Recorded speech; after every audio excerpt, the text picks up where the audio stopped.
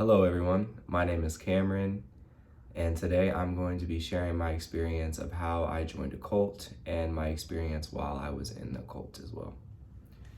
So, it's kind of, if this has been something that's kind of difficult for me to talk about, and I've waited roughly 2 years since leaving that environment to share my story and share my experience. And I think I just needed to be in a different headspace about the experience in general before I was able to share it. I've tried to make this video before, and even when talking about these experiences to other people, it comes from a very emotional place, which is valid. My emotions are valid, but I will say that now that I've had more time to think about things, process these things, grow and mature, I feel that I'm in a better space to share my story. All right, so this experience started, I'm going to give some context before I actually joined this religious organization. This was around 2020, I believe. We were in pandemic and we were inside on lockdown, couldn't leave the house. I was going crazy mentally. I was just really experiencing the effects of being withdrawn from the outside world and being inside and being in my head all the time. During that time period, I had really started reading the Bible, and I had really found a fascination and a yearn to learn more about the scriptures and have a connection with the Creator, have a connection with God. So during this time, I was really reading, I was really studying, and I ended up eventually coming into or being introduced into the Hebrew faith, the Hebrew Israelite faith. So during this time, I was, intaking more information, even more fascinated, even more just eager to learn this new thing and integrate this into my life. I started keeping the laws, statutes, and commandments of the Bible, meaning that I followed the Bible verbatim of what it said. It's specifically the scriptures and the laws and commandments of Genesis, Exodus, Leviticus, and Deuteronomy. So I remember during this time period, I was very, I would say, depressed, which I'm not saying I was depressed because of my belief system. I was already depressed and already dealing with things in my life that I had been suppressing over time. And now that I look back, I can see that me diving deep into this religion, into this belief system, was a way for me to maybe mask and cope and kind of put my my inner problems off to the side while I dive deep into this, while also giving me a glimpse of hope and believing that I can, just give all my problems to God and that my problems would disappear, that I would no longer have my problems anymore if I showed God that I was devout to Him, and if I, displayed that in my actions as well as my beliefs in the Messiah.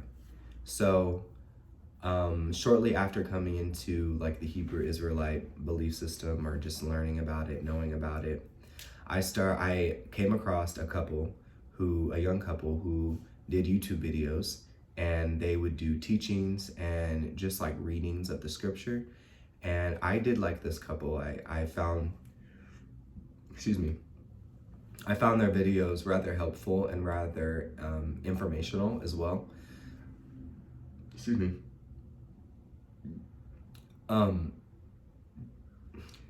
Excuse me. But this couple had actually introduced me into a different couple. So this different couple that I was introduced to via YouTube, we will call them the cult couple. They were the leaders of the cult, of the religious organization. I will individually refer to them as the husband of the cult and the wife of the cult. Or if you hear me say husband and wife, that's probably who I'm referring to. But I'm probably going to be referring to a bunch of different people in this video, because during this time I met a bunch of different people and was involved in a bunch of different people with a bunch of different people, with a bunch of different personalities. But for simplicity and with also without using names, cult husband and cult wife is how we will be referring to them. So I was introduced to the YouTube channel of the cult that I followed, and I would say that I felt impacted by their message in the beginning. I resonated with their message.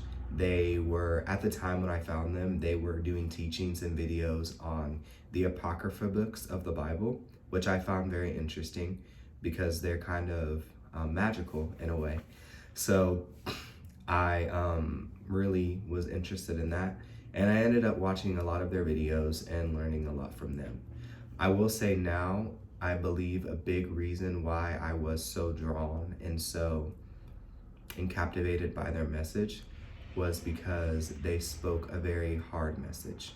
They were very harsh on camera and in person. I didn't eventually end up going to live in their city and being involved in their ministry, but they were very harsh. They were very mean. Just being honest, they spoke a mean message, and they spoke a message of fear. And I realized that a lot of people are moved by fear. I realize a lot of people, they respond to fear, they respond to anxiety, they respond to things that maybe make them uncomfortable. And I was definitely that person. I was scared into my belief systems, basically. Growing up, I can remember as a very young child, I was staying with my grandmother in the city, and they would take me to church, and there was a boy. He was still a young boy, but he was older than me, and he explained to me what hell was, from the Bible, I guess, or the Christianity standpoint of what hell is. And he told me what the devil was, and I had never heard of that before. I had never heard of a lake of fire. I had never heard of an eternity of torture, and it scared me like very badly as a child. And I remember from then I was kind of curious of what that was, but also it subconsciously stuck with me. I could potentially live my life and die and go to hell. And the cult, or I don't even want to just say the cult, but just the Hebrew Israelite belief system, or just what I was involved in, it was a lot of that. It was, a lot of speaking of, we gotta get this right or we're gonna go to hell. We gotta get this right or we're gonna displease the Creator, and the Creator is gonna punish us and send us to hell. And I grew up having that fear in me already. So coming in to this belief system, watching these teachings and these videos and these sermons where they're preaching this message, I would say I was the perfect candidate for this message.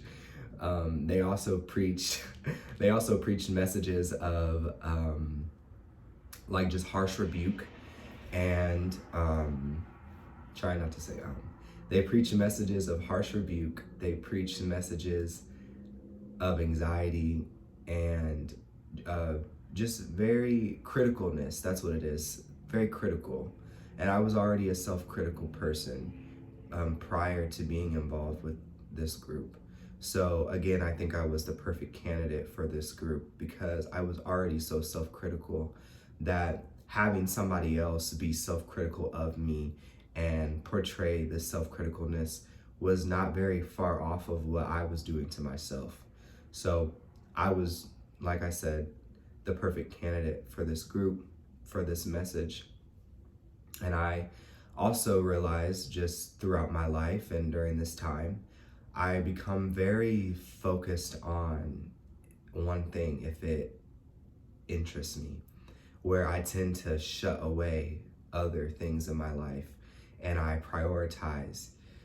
So during this time, I was very, very focused on my spiritual health, and also my physical health. During this time, I got into veganism and eating healthy, which I've taken with me and will have with me forever. But I was very focused on spiritual enlightenment while also not trying to get into the more new aged aspects of spirituality, which now I don't really care. But, you know, during this time, it was, I would say, a limited belief mindset of what was good and what was bad, a very black and white mindset, which I also, growing up, and something that I'm dealing with now, is shedding from that black and white thinking of this is good, this is bad, this is this is that. And that's how we operated in the cult as well. You know, this is this is that. There was very little room for gray area. And since I already had very little room for gray area in my personal life, this was perfect. So I found their videos. I ended up getting in contact with the leaders to be baptized. I wanted to be baptized by them. Now, a little bit about this Hebrew movement that I was a part of. The name of God and the name of the Messiah were not like God and Jesus and the Lord. We didn't say those things. We went by what was supposed to be, or you know, what we believe to be the Hebrew names of the Creator, which was Yah or Yahuwah. And outside of our personal assembly or personal ministry, some people say Yahweh, Yahweh, and for the Son or the Messiah, we said Yahusha, or some people would say Yeshua, Yahshua, whatever. But we didn't say like Jesus and stuff like that. It was actually very frowned upon, and you would be rebuked if you said those names. So I wanted to get baptized in the name of Yahusha. I didn't want to just go in my area and get baptized in the name of Jesus. And I wanted to also be around like-minded individuals. So I contacted the leaders via email, and they emailed me back. And, you know, we ended up setting up a Zoom. I ended up hopping on Zoom with them and setting up a time for me to come out to Michigan. The wife of the cult wife, she ended up asking me if I wanted to come keep the feast of Pesach with them, and I did. I'm gonna get a drink of water real quick. So they lived in Michigan, I live in Indiana, and that's like 4 hours away. They were in Detroit. So I ended up traveling to Detroit about 4 hours, and I kept the Feast of Pesach. We also kept the Feast of First Fruits and Unleavened Bread, like all within that same, it was like a 10-day span, I think. And I got baptized, and I had a good time, you know. I enjoyed being in an environment with like-minded individuals who believed the same things and were also seeking the Creator. I will say that the people that I met that were just members of the cult, most of them, I would say, were very genuine and very sincere. I would say that it was the leaders that caused a lot of toxicity and caused a lot of strife and just hardship during this time. But the members, I mean, I still communicate with some of them to this day. I love them, you know. I created a bond with them and created a connection with them. And we were together and we looked at each other as family. You know, a lot of us had left our families to come and create new families and new bonds with people who were of the same spiritual and religious beliefs. So, but with that being said, there was some crazy stuff that happened during my very first interaction. The woman of the videos, she was very, even in the videos, the woman of the cult, she was very angry, and her messages were very angry, very kind of like I'm better than you, and she would put down other people. It was very like mean girl, like bully, and the husband did the same thing as well. And I think what they used as a front for that, or a cover up for their actions, was that they were prophets. They were self-proclaimed prophets. And they proclaimed themselves to be hearing the word of God, and that God was speaking to them and through them, and God was saying these harsh and mean things about people and to people. So my first experience with them, where I should have known, hey, this is a red flag, I need to get out of here, was a crazy one. So it was during the Feast of Pesach, unleavened bread, first fruits. We kept it all around the same time. We didn't do holidays like Christmas, Thanksgiving, Valentine's Day. We did the biblical feast days, the biblical holy days. So I was there getting baptized while also observing the feast with probably like 30 or 40 people. And one night we were sitting together. Some of the people had went home. Some of the people had went back to the hotel room. They had a house that the leaders of the cult did not live at, but the people who had left their home states had all came together and got a house together. And there was maybe like 5 adults, 5, 6, 7 adults, and some children lived in this house. And we would all fellowship at this house. And we were all sitting around, and one of the members of the assembly, he was telling the cult leaders how another member of the assembly had picked him up from the airport, and that her car smelled like cigarettes. So they were upset about that. And the next day, I think it was the next day, we had got together, and the man of the assembly was talking about how people were about to get rebuked. There were 3 people that were getting rebuked, and one of them was the woman who had a car that smelled like cigarettes. Now, this was word of mouth. They didn't smell the car. They just believed what the person said, and they went with it. So the lady comes into the house who was smoking the cigarettes, and they asked her if she was smoking the cigarettes. Now, this interaction is going, and right when this first starts, the cult woman, the cult wife, comes to me, and she asked me, because I had a car, she was like, can you go to the gas station? And I'm like, okay. And she's like, can you get a pack of cigarettes? And I'm like, okay. Now it's the Sabbath day, and I remember from the scripture, you're not really supposed to buy and sell. So I'm thinking, well, if she has me go to the store to go get a pack of cigarettes, this must be important, right? I don't know why she's having me buy this pack of cigarettes. So I go to the store and I buy this pack of cigarettes. I come back, they're all lined up outside. There's 3 women on the ground. While I was gone, supposedly I wasn't there, but from what everybody said, the cult wife had dumped wine in, I believe, 2 or maybe all 3 of the women's faces, and had completely embarrassed them in front of the assembly for speaking out against whatever word the cult leaders were speaking. So that's one thing that we quickly realized while being in this midst, is that if you opposed what they were speaking and believed to be true, that you would be publicly humiliated and embarrassed. And they did that. So I gave the pack of cigarettes to the woman who asked me to buy them.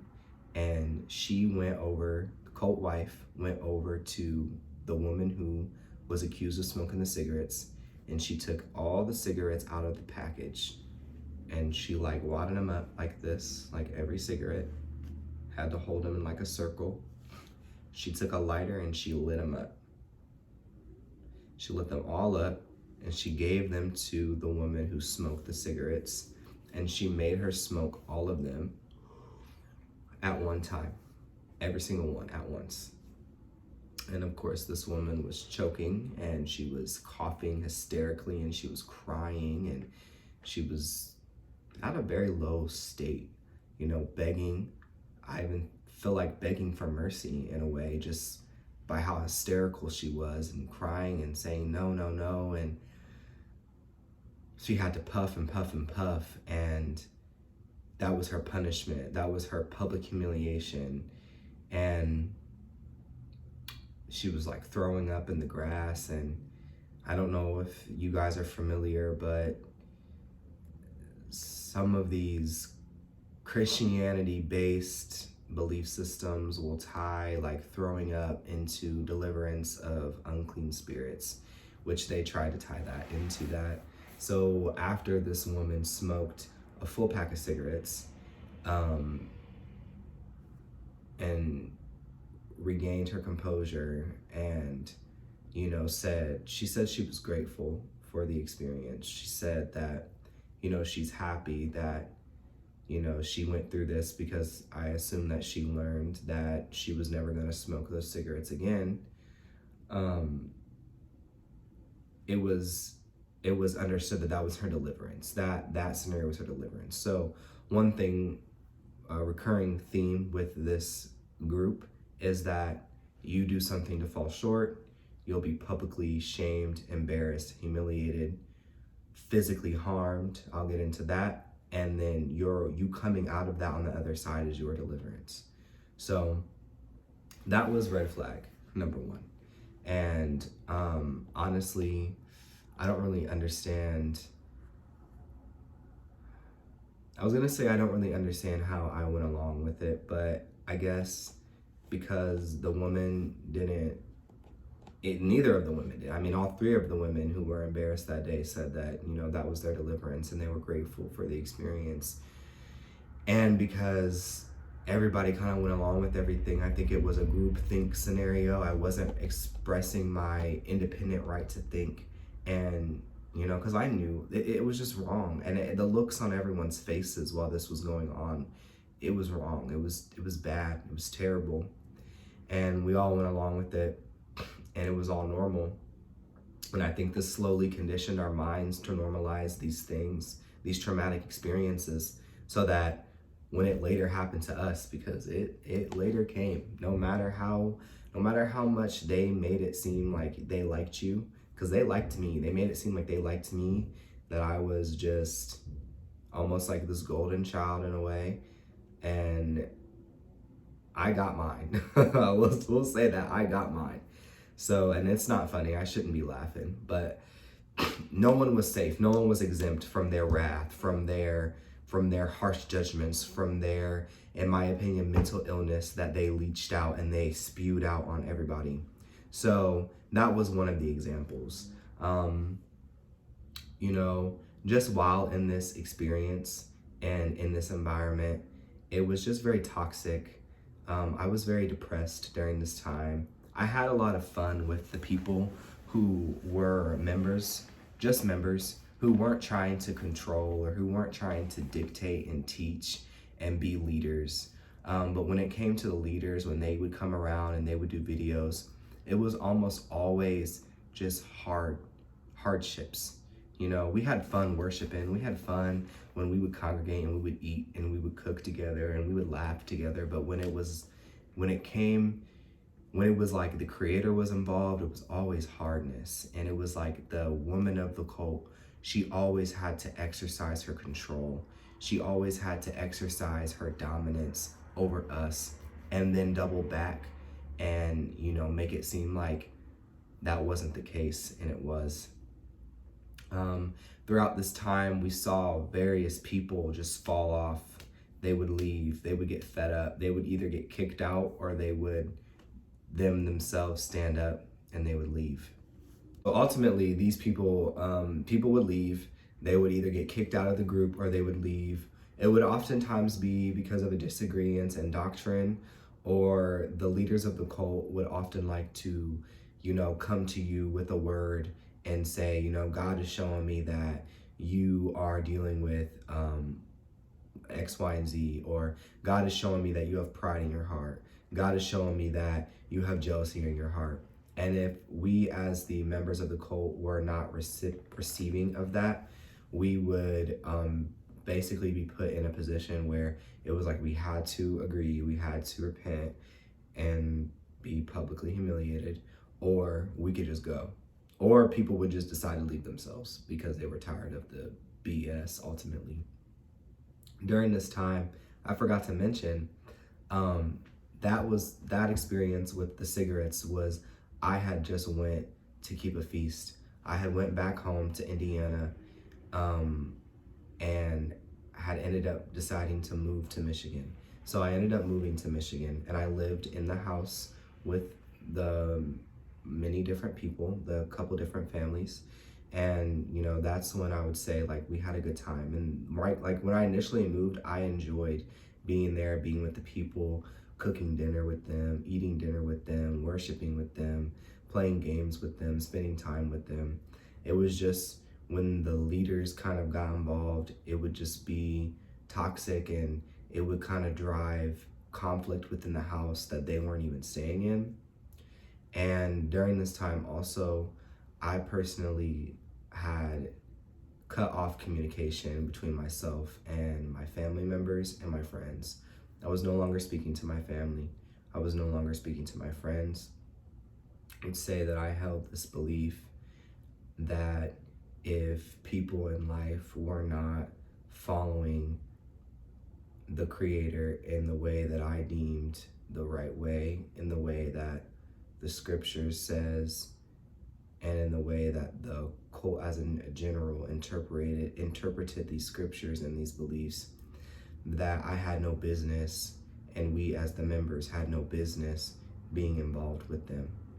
Which I think that might have been personal conflict within the cult leaders, because you know, they personally didn't want to communicate, or felt like they shouldn't be in communication with their family members and certain friends, so they excommunicated themselves from them.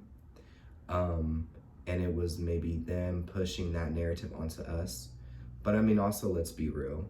The Bible, I think it's Paul, says, come out from among them, be not like them. If they, like, what does the temple of God have to do with the synagogue of Satan? And basically, if people in the world aren't following Christ, or aren't following Mashiach, or aren't following the Messiah, why are you associating yourselves with them?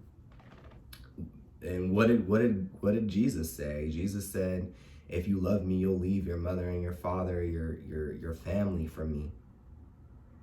So I do believe that the scriptures also send a division anyway. And just having that understanding of the scriptures, interpretation of the scriptures, and then being in this environment where they wanted us to cut off our family members. Some people were told specifically to cut off their family members. A lot of us did. And, you know, I did a lot of damage to people at home, friends. By doing this, you know, I have friendships that aren't existent today. And, you know, I hurt people at home, which I've apologized for and taken accountability for. But I would say that if you are in an environment where they're telling you to excommunicate yourself from your family, especially if your family just loves you and wants to help you, that's probably not a very good environment. But anyway, during this time of being in Michigan and being under the influence of the cult leaders and in this environment, one of the things that they really impressed upon us was to basically ditch everything that we knew and to become malleable and moldable into the influence and of the word of the Creator, which when they say word of the Creator, they mean the word that's coming out of their mouth. So during this time, I realized that I really struggled with, already in the past, struggling with having a sense of self and really knowing myself and being firm in, you know, what I want. I struggled in this environment, just letting myself be so easily controlled and easily impressionable. So, they would tell us stuff and we would just believe it, partially because we were told that we had to believe it.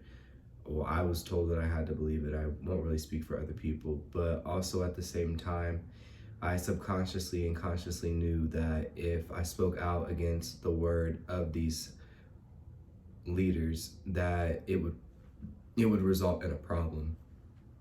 It would result in an issue. And we've seen this happen many times. When people spoke out against them, they got publicly rebuked. So over time, I kind of just started to just roll with everything, even though like on the inside, my inner sense of knowing, I just knew that these things that were happening wasn't right. And I knew that, I wasn't happy in this situation. After they started to demand like more and more control, or exercise more and more control over us, it just got to be like really depressing.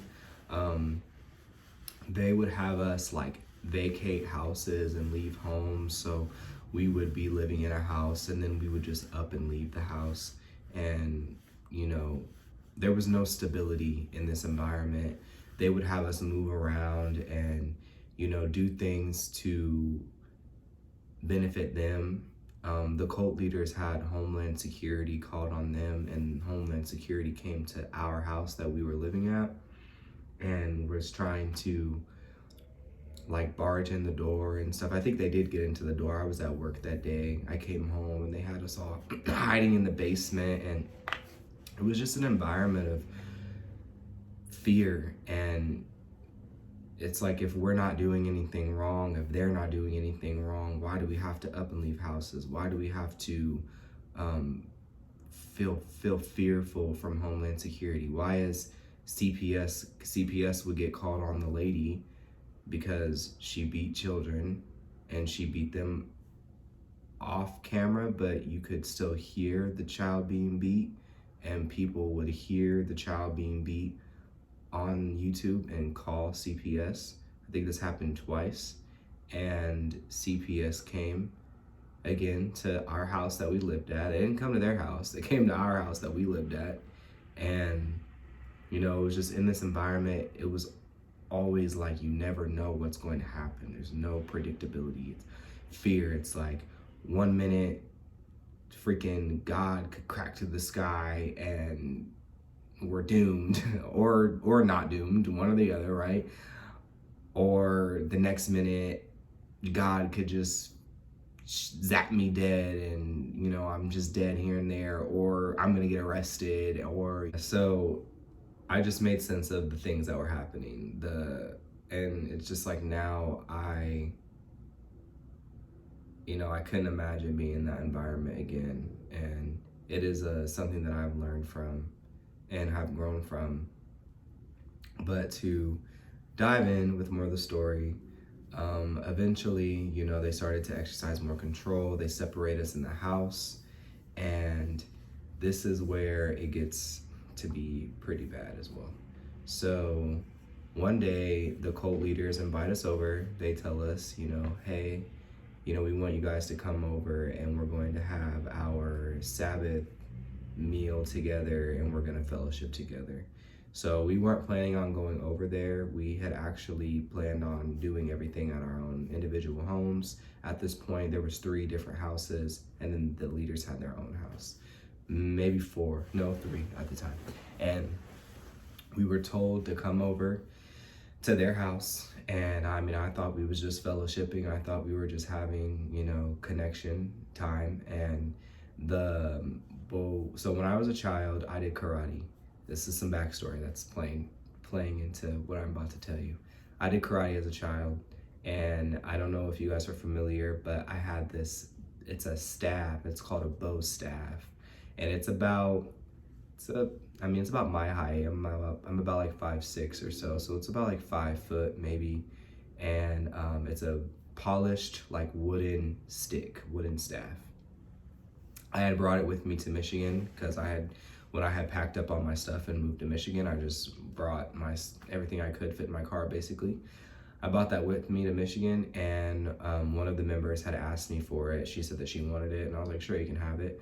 And then the cult wife must have told that lady to bring that stick over, not knowing what was going to happen. So she brought the stick over that day that they asked us to come over, and the cult wife, and I'm going to be saying the cult wife a lot, or I have been saying the cult wife, because one thing that I noticed about the dynamic of the relationship between the cult leaders is that the husband was more so just the face of like the YouTube and the assembly, where the wife was kind of giving the orders and doing things, but he was the face. So he was kind of like the nice guy, right?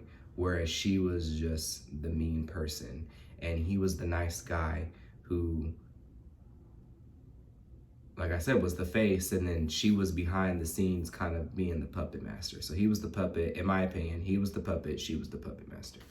So I don't have too much to say about him other than he did lie to me, and he did lie about some things, and just the fact that he lets his wife, or not lets his wife, but supports his wife in her toxic behavior and engages in toxic behavior with her.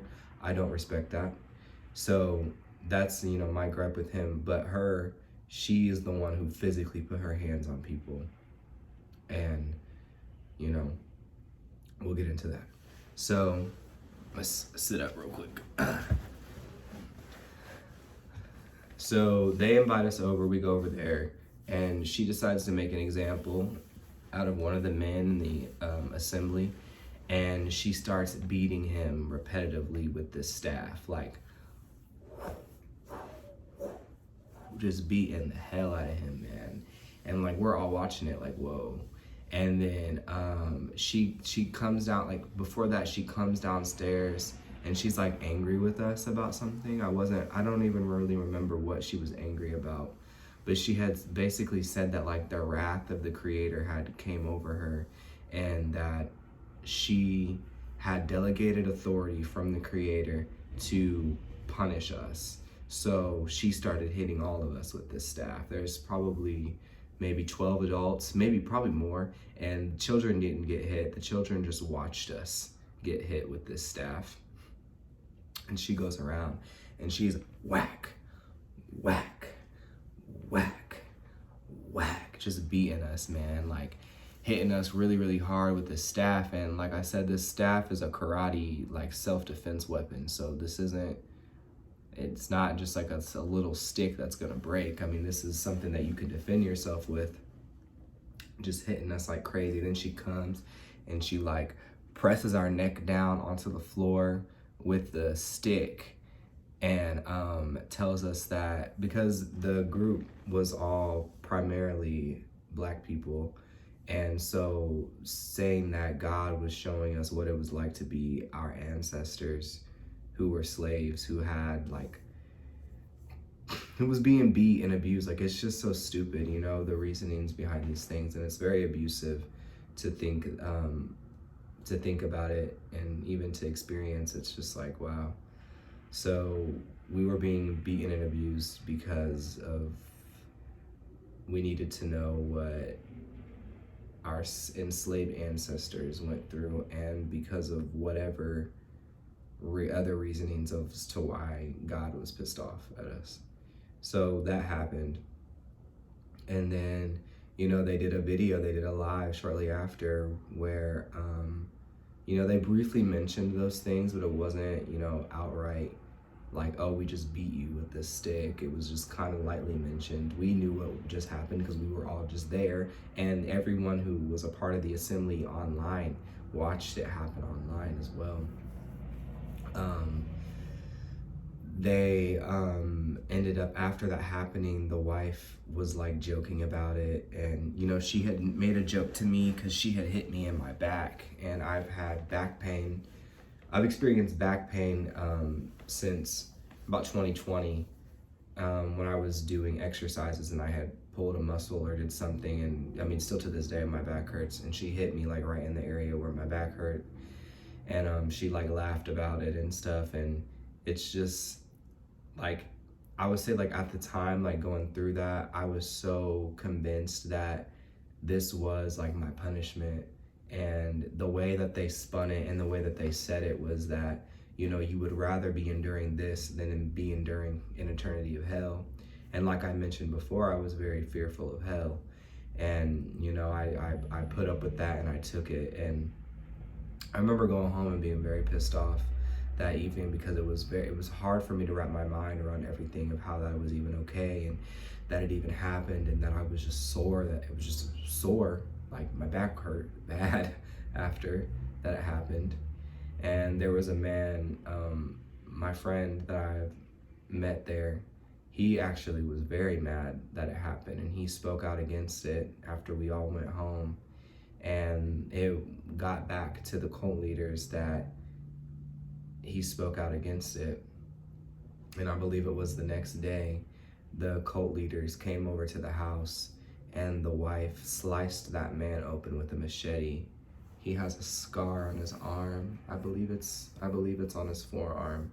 She sliced him open with a machete, attacked him, while her husband pointed his pistol at him.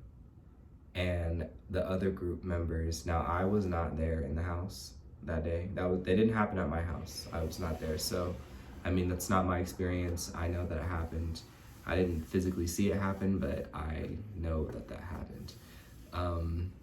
There was blood splattered on the carpet, and we seen the blood, we seen the gash, and they told us about it. And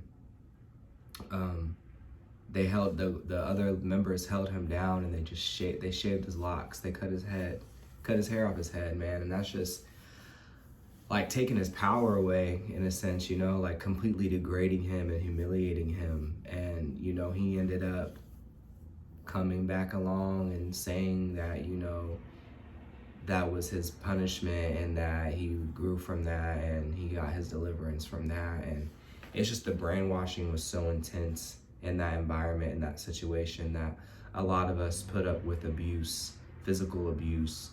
Like, she could have killed that man, you know, and we were abused and thought that, you know, these things were supposed to happen because we deserved them, because we had fallen short, because we had sinned, ultimately because we were being brainwashed, but also because, I won't speak for everyone, I'll speak for myself, I had a low sense of self, thinking that I deserved to be hit and beat on and talked to like crazy because I've fallen short of the glory of God.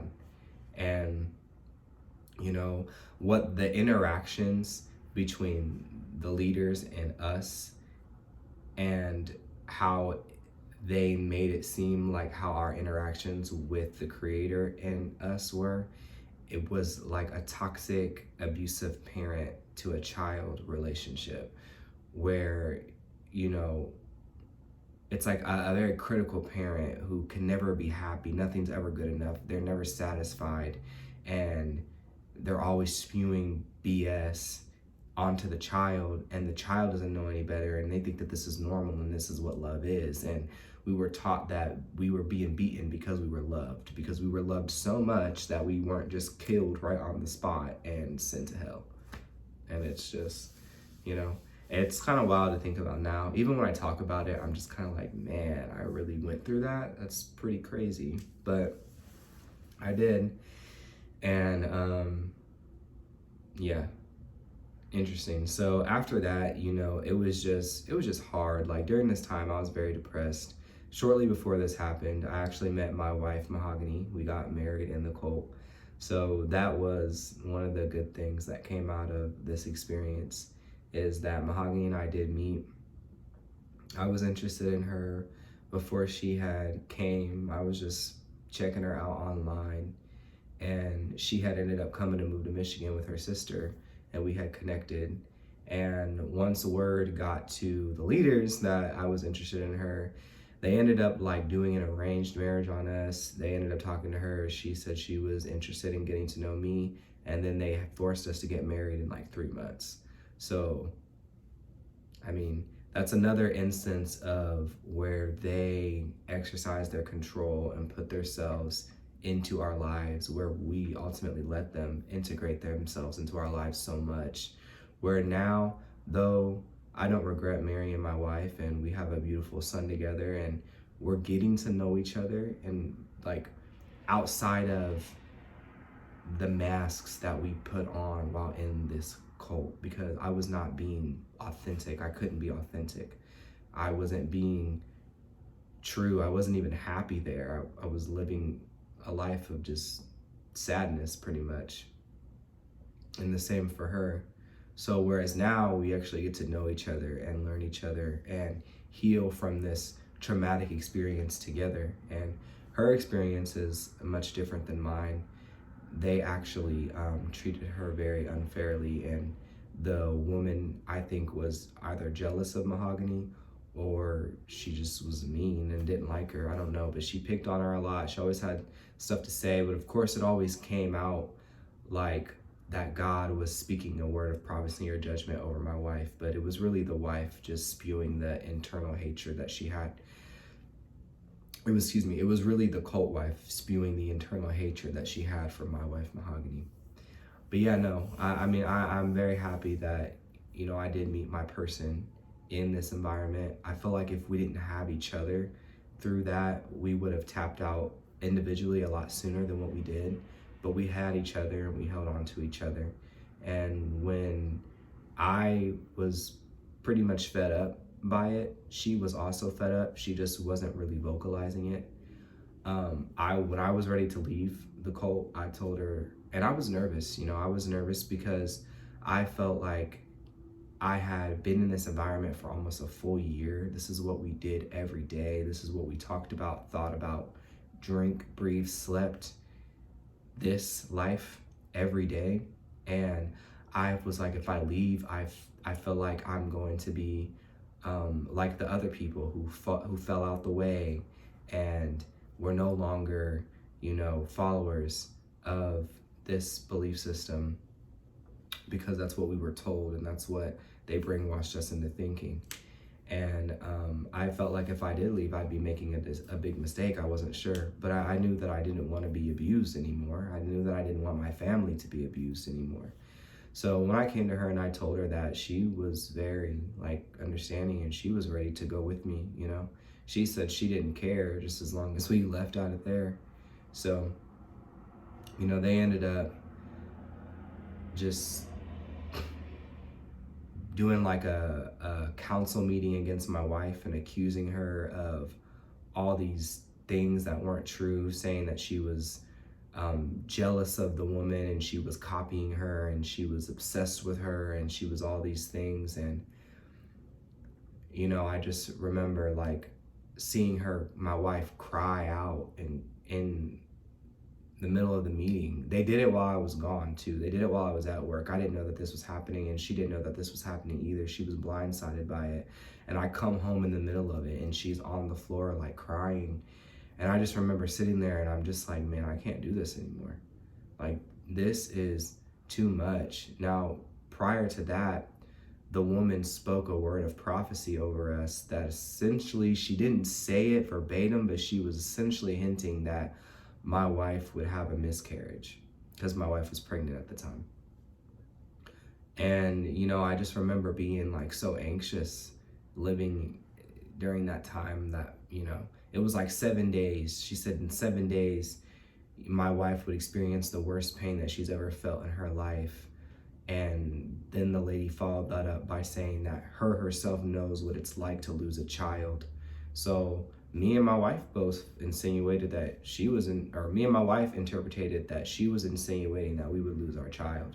And I just remember being so anxious and scared, and my wife was so anxious and scared, and that wasn't healthy for her or the baby.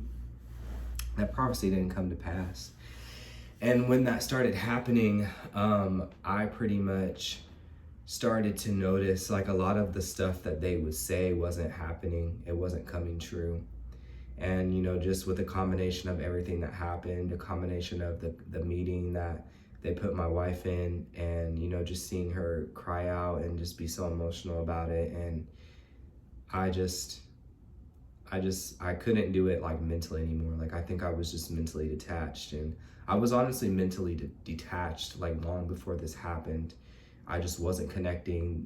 We would watch teachings every Saturday and Wednesday, I think, and sometimes it would pop up one on Friday, and it just was the same old thing over and over again. I just wasn't connecting with it anymore. I was really like numbed out to everything.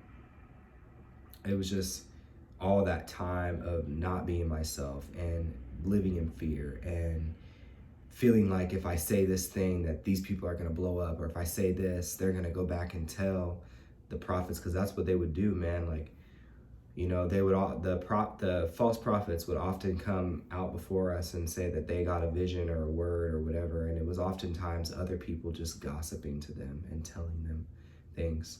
So let's say that I go and Billy Joe over here is a drunk, and I go tell the cult leaders that Billy Joe is a drunk. The cult leaders are going to go in front of the congregation and make it seem like they received a dream or a vision or something. And you know what? They could have very well had a dream after I told them that Billy Joe was a drunk, but it's probably because I said, hey, Billy Joe's a drunk, and it's just ingrained in their subconscious. They'll go in front of everyone and say they had a dream or they had a vision, or it was revealed to them by divine revelation that Billy Joe is in fact a drunk. And because Billy Joe is in fact a drunk, Billy Joe is going to believe that that prophecy is true. Billy Joe is going to confess to that prophecy being true. And Billy Joe is going to repent in front of the assembly and take his punishment and take his embarrassment.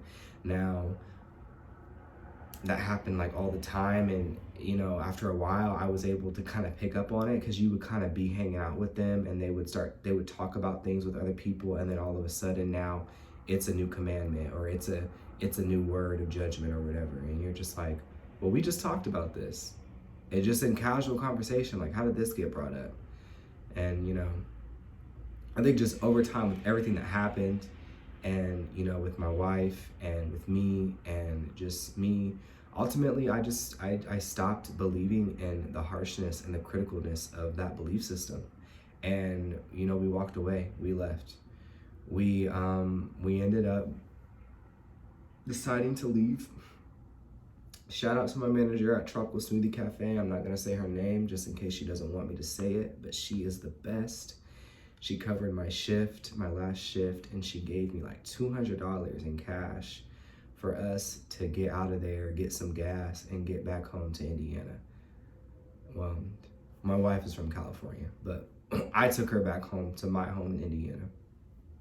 And we left, and we have not been back since. They tried to say that we left in the middle of the night, that we were just scared and blah blah blah. And we did leave without saying anything to anybody. I'm gonna be honest, I didn't want to have that conflict, but we most definitely didn't leave in the middle of the night. We left at like 4 p.m.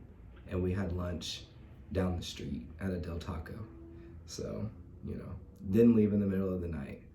But yeah, so all in all, I mean, just from that experience, I've grown a lot.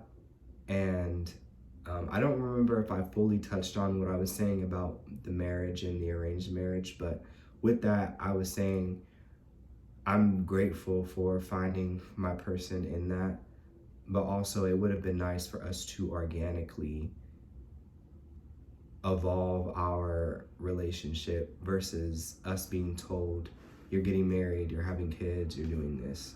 It would have been nice for us to organically figure all that out on our own and decide that out on our own without other people thinking for us.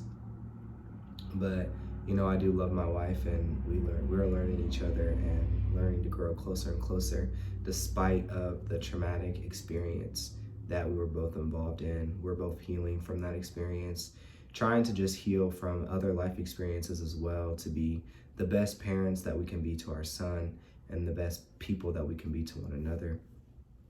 So besides that, that experience for me was, like I said, traumatic. It took me a while to be able to talk about it, and honestly, this isn't all. I could talk about this forever. I really probably am one day going to write a book about this because I could talk about this for days. Literally, so much stuff happened. I mean, but I feel like the moral of the story is, and what I learned from this is that I don't need other people to validate me. I don't need other people to lead me and point me into the right way of enlightenment or of the creator. I don't need even a creator or an outside entity other than myself to validate me. I can self-validate myself. And I've learned to trust my inner guidance and trust my inner intuition. And, you know, if something feels off, it probably is off. And to go with what I believe in. Because truthfully, in the very beginning, I feel like I was having those restrictive, or not restrictive, I don't know, even know what word I was trying to say. Those feelings of don't go to Michigan, don't go to Michigan, but I just wanted to go. So if I would have just listened to that, you know, I wouldn't have been in that situation. But I would say that a very positive thing that came out of that environment is that I no longer have that fear of hell. I feel like that was something that needed to be like completely stripped from me, which I'm very grateful of that. You know, I feel like I can live life a lot more freer, and I can live life a lot more optimistically, looking forward to enjoying my life and enjoying my existence on the earth and doing things that I want to do and spending time doing things that I want to do, not because I have to do them, because I have to please a creator or the idea of a creator that was written in a book. So, you know, I feel more free since leaving that environment. I feel more at peace since leaving that environment. Since leaving that environment, I feel that I've been able to heal in other areas of my life. I've been able to be more self-aware and more self-conscious of myself. Like, I've been more conscious of self and conscious of my needs and conscious of my triggers and, you know, things in my life that have shaped and molded me to act in certain ways. And, you know, even taking the time to reflect, like, why did I feel it was necessary to run off and leave my family and go create a new family with strangers that I don't even know? Just really taking the time to work on myself. And, you know, I would say that I am grateful for the experience, because it is a part of my experience and I can't change it, and I did learn from it. So, you know, with that being said, if you are in any type of religious organization or any organization where they're being controlling of you, I mean, I didn't even talk about the money, man. Like, we paid them so much money. They lived off of us. They lived off of our tithes. They lived off of our offerings. They didn't go to work. Like, if they're using you for money, taking vacations while you're struggling, that's what we did. We struggled while they went on vacations and stuff. Like, think about the situation that you're in. If you're being abused physically, mentally, verbally, spiritually, get out of that situation. It's okay. Like, you know, these environments will brainwash you into thinking that you need to be in this environment or you are going to be doomed, and you are not going to be doomed. And I can say for myself and the other people who have left this environment, they are much happier being out of this environment. So yes, I'm gonna wrap that up here. Like I said, I could talk about this all the time. I'm not all the time, but I could talk about this for hours and hours and hours. But, you know, what I may do is I may, you know, do little other videos, like, you know, talking about this type of topic or whatever. But yeah, be on the lookout for my book. Be on the lookout for my Netflix documentary, because this is a crazy story. And, you know, if this helped you, I would love to hear about it. If you have a similar experience about being in a cult or any type of controlling environment that I was in, feel free to share your experience in the comments. We can connect. We can, you know, be there for one another and support one another. And, you know, I just want to say thank you for taking the time out of your day to watch this video, to listen to my story. I know many people probably were wondering what happened to me as I completely, during this time, got offline and stopped communicating with people, quit my job, moved out of state, and came back. So, you know, this is my story. This is what I went through during that time. And, you know, I'm stronger because of it. Yeah. Thank you.